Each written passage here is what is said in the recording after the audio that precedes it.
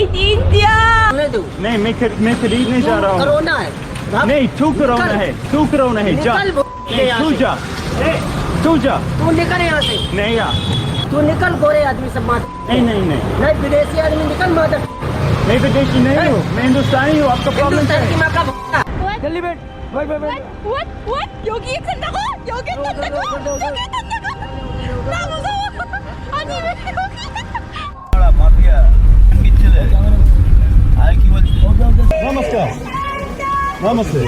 नमस्कार क्या नमस्कार, ये क्या है?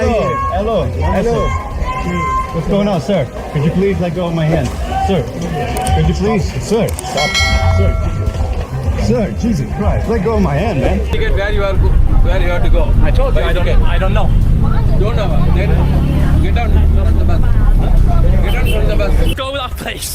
Stay far away from India. आखिर क्या वजह है कि फॉरेनर इंडिया से नफरत और पाकिस्तान से प्यार करते हैं? और क्या अब इंडिया फॉरेनर्स के लिए सेफ नहीं है? और क्या फॉरेनर्स के लिए पाकिस्तान इंडिया से Never go there. Never.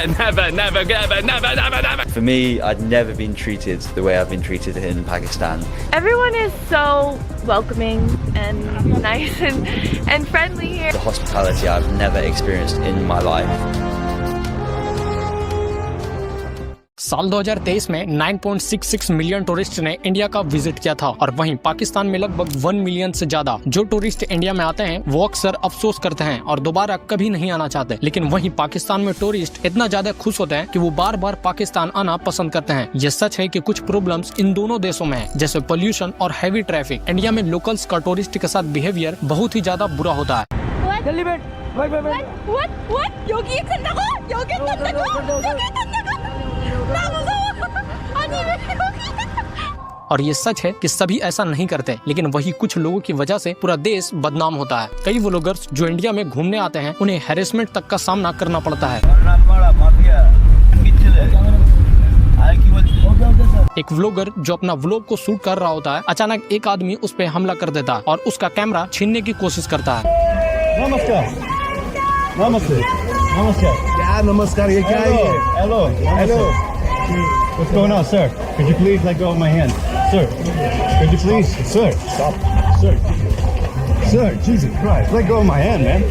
Vlogger को मजबूरन वहाँ से भागना पड़ता है, लेकिन उसके आसपास बहुत से लोग खड़े होते हैं, लेकिन कोई उसकी मदद करने नहीं आता है। इस तरह एक और इंडियन एक व्लॉगर को गालियाँ देने लगता है और कहता है तुम इंडिया में कोरोना ला रहे हो। काम करने दो। नहीं मैं खरीदने जा रहा हूँ। कोरोना है। नहीं तू कोरोना है जा तू निकल यहाँ से। नहीं यार तू निकल, गोरे आदमी सब मार। नहीं विदेशी आदमी निकल मादर।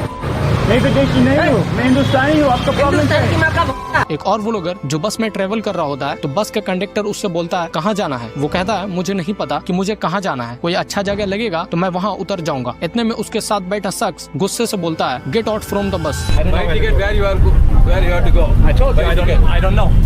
Don't know. Then get out from the bus. Get out from the bus. लेकिन वहीं जब ये व्लॉगर्स पाकिस्तान जाते हैं तो वो इतने खुश हो जाते हैं कि वो पाकिस्तान के बारे में क्या कहते हैं आप सुनिए। I've had the privilege of visiting Pakistan 3 times previously in my life, and I've learned so much about this amazing and often misunderstood country. You like Pakistan? Love Pakistan. Pakistan. Zindabad. Pakistan is a very misunderstood country. Pakistan. Zindabad.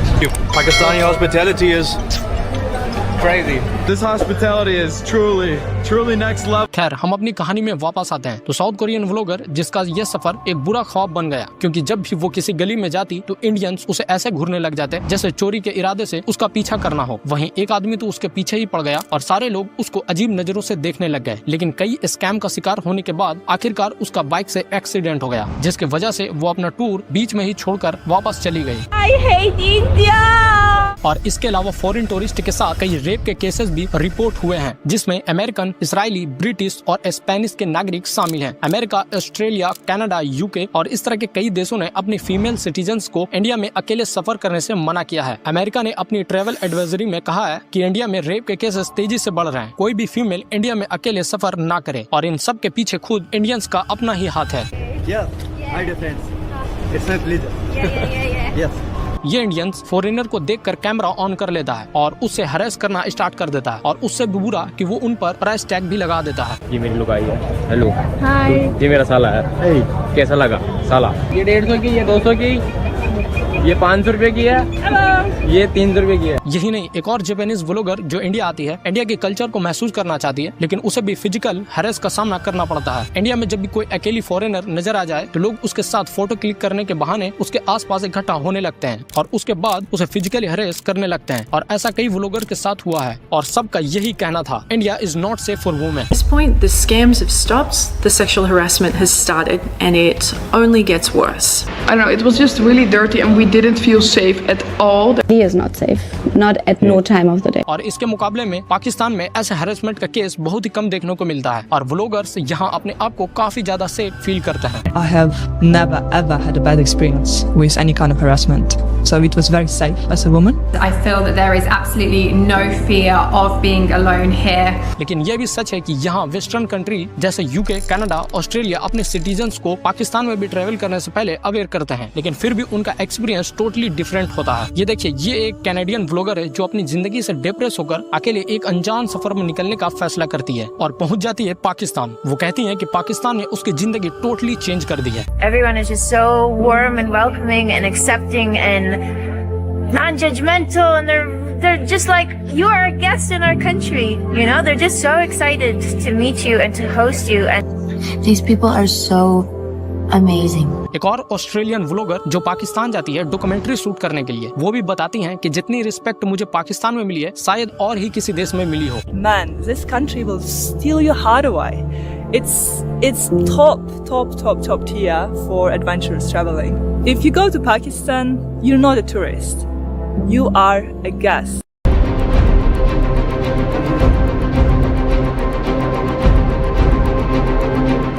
यही नहीं, Indian street food जिसने ना सिर्फ India की reputation खराब की है बल्कि पूरी दुनिया में इंडिया का मजाक बनवाया है। अगर कोई ऑनलाइन इंडिया के बारे में सर्च करता है तो सबसे पहले उसके सामने जो चीज आती है वो है अनहाइजेनिक फूड। ये स्ट्रीट फूड वीडियोस पूरी दुनिया भर में वायरल होती है जिन पर मिलियंस ऑफ व्यूज आते हैं। जो टूरिस्ट इंडिया जाने का सोचते हैं वो इन्हीं वीडियोस को देखकर डर जाते हैं। वहीं एक फॉरेन टूरिस्ट जिसने एक प्लेट स्ट्रीट फूड खाई और कुछ ही मिनट में उसकी हालत इतनी ज्यादा खराब हो गई कि उसे हॉस्पिटल में एडमिट करना पड़ा। अब अगर आपको लग रहा होगा कि मैं इंडिया की बुराई कर रहा हूँ तो आप एक बार इन फॉरेनर व्लॉगर्स का वीडियो देखिए, देश कोई खराब नहीं होता, बस लोग खराब होते हैं। इसलिए प्रॉब्लम इंडिया या इंडियन से नहीं है, लेकिन आपके पास एक ऐसा मोमेंट होता है जब आप दूसरों को अपने बिहेवियर, अपने कल्चर दिखाते हो, उनको ऐसा महसूस कराते हो कि उसे अपनापन फील होने लगे और यही मोमेंट में आप अपनी कंट्री की इमेज को ऊपर या नीचे लाते हो।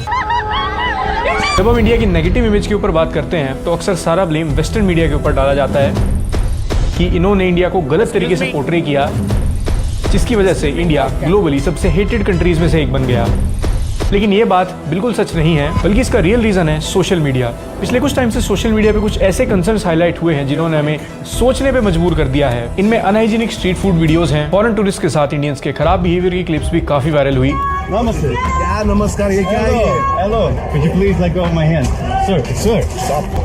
Sir, Jesus Christ, let go of my hand, man.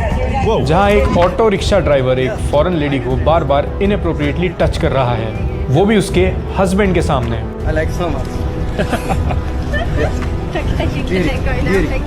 एक ऐसा सिमिलर सा ही इंसिडेंट मिथिलेश के साथ भी हुआ।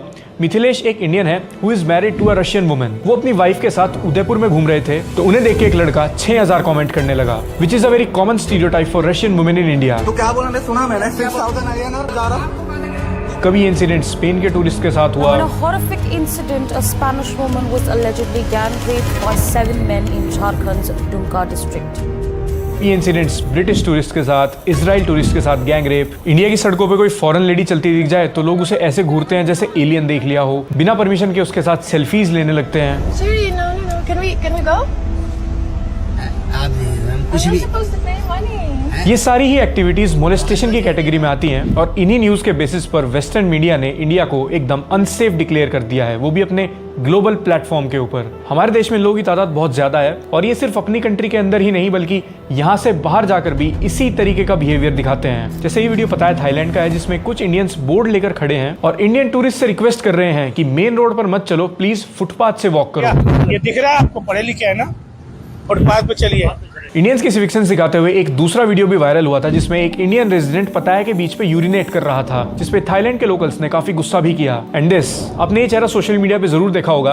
अगर आप इसे नहीं जानते तो ये टर्की ट्रैवल करने गया था और एक टर्किश वुमेन पे बहुत गंदे कमेंट्स पास कर रहा था। माल है, देख रहे हो ना यार, आप कमाल की माल हो। कसम से ना दबाने का मैं ना पति कैसे सबर कर रहा हूँ मैं बता नहीं सकता हूँ। मेरा दिल कर रहा है ना ऐसे अपने हाथ में पकड़े करूँ क्या है। इंडियंस के इस खराब बिहेवियर और लैक ऑफ सिविक सेंस ने इंडिया की टूरिज्म इंडस्ट्री को पूरी तरीके से डिस्ट्रॉय करके रख दिया है। हर एक फेस्टिवल है होली, जिस पे साल में सबसे ज्यादा बदतमीजी की जाती है और जो फॉरेन टूरिस्ट आ जाए उनके साथ भी। अब इंडिया और साउथ ईस्ट एशियन कंट्रीज का कल्चर काफी हद तक मैच करता है। तो थाईलैंड में भी एक होली जैसा फेस्टिवल है सोंगक्रान। होली की तरह इस फेस्टिवल पर भी लोग एक दूसरे के ऊपर पानी फेंकते हैं, रंग लगाते हैं, लेकिन फर्क इतना है कि थाईलैंड ने इस फेस्टिवल को ग्लोबलाइज कर दिया। लोग दुनिया के अलग अलग कोने से थाईलैंड में सोंगक्रान सेलिब्रेट करने के लिए आते हैं। सोंगक्रान वीक के अंदर थाईलैंड में सिर्फ एक हफ्ते के अंदर 6.5 लाख टूरिस्ट पहुंचे और सोंगक्रान वीक में थाईलैंड ने सिर्फ टूरिज्म के जरिए 18,000 करोड़ रुपए जनरेट किए। होली को ग्लोबलाइज या कमर्शियलाइज करने की तो बहुत दूर की बात है, लोगों ने खुद भी होली को सेलिब्रेट करना बंद कर दिया है। अगर हम ऐसी हरकतें करेंगे तो कौन सा फॉरेन टूरिस्ट इंडियन फेस्टिवल्स को सेलिब्रेट करने के लिए आएगा।